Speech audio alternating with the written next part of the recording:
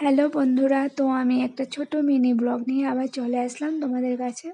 তো আমি আজকে অন্য একটা জায়গায় ঘুরতে যাচ্ছি। তো ওখানে গিয়ে কি করব না করব সব শেয়ার করব তোমাদের। তো আমি এখন স্টেশনে এসে গেছি। দেখো, স্টেশনে আসতে আসতে ট্রেনও ঢুকে গেছে আমাদের।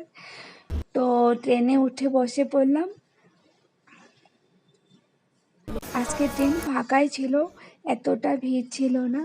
তো আমাদের এখানে একটা ব্রিজ আছে, ওটা পার হয়ে দেখো আমি একটা মার্কেট চলে আসলাম।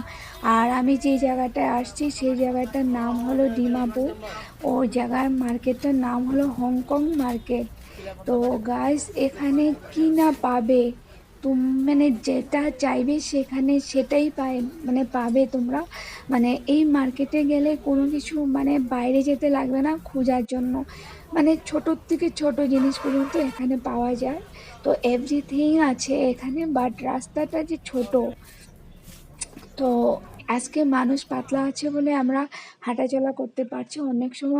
অন্য সময় অনেকটা ভিড় থাকে। তো গাইস, আমি কেন আসছি সেটাই তোমাদের বলা হয়নি। তো আমি আসছি গাইস, আমাদের নিউ বাড়ি যে তৈরি হয়েছে, তো পর্দা লাগানো হয়নি, তো আমি পর্দা কিনতে এসেছি এই জায়গাটায়। তো দেখো, তোমাদের পর্দাগুলো দেখাচ্ছি। তো সবগুলো পর্দাই ভালো লাগছে দেখতে। তো যেটা দেখছি সেটাই মনে হচ্ছে সেটাই নিব। বাট এই করে করে চয়েস করেছি বাড়ির জন্য অনেকগুলো পর্দা। তো এখানে আমি পেমেন্ট করে দিলাম। তো পেমেন্ট করে এখন আমরা চলে আসলাম একটা ব্ল্যাঙ্কেটের দোকানে। তো এখানে এসে অনেকগুলা ব্ল্যাঙ্কেট দেখতে আমি তুতলাচ্ছি, কি বলবো। এখানে এসে অনেকগুলা ব্ল্যাঙ্কেট দেখেছি, তারপর আমাদের একটা চয়েস হয়েছে। আর রাজাই না কি বলে ওটাকে, পাতলা পাতলা, ওটা দুটা নিয়েছি।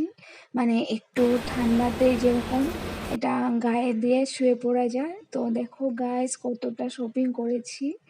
তো শপিং করে আমরা আবার স্টেশনে চলে আসলাম। তো এখন আমাদের ট্রেন চলে আসবে। তো আমাদের ট্রেনও চলে আসছে। তো আমরা এসি H1-এ উঠেছি। গাইস, আমার শপিং হয়ে গেছে। তো এখন আমি বাড়ি যাচ্ছি। তো বাড়ি যেতে যেতে ট্রেনটা পুরো ফাঁকা আছে। তো আমি ট্রেনে শুয়ে পড়েছি। তো অনেকটা টায়ার্ড লাগছে, কারণ কি অনেকটা হেঁটে হেঁটে শপিং করতে লাগছে। তো তো মার্কেটটা অনেক বড় ছিল, তো শপিং করেছি, তো অনেক কিছু শপিং করেছি। তো এখন শুয়ে পড়েছি। তো বাড়ি যেতে যেতে 4টা 4:30 বেজে যাবে। তো অনেক কিছু শপিং করেছি, কি কি শপিং করেছি তোমাদেরকে বলবো বাড়ি গিয়ে।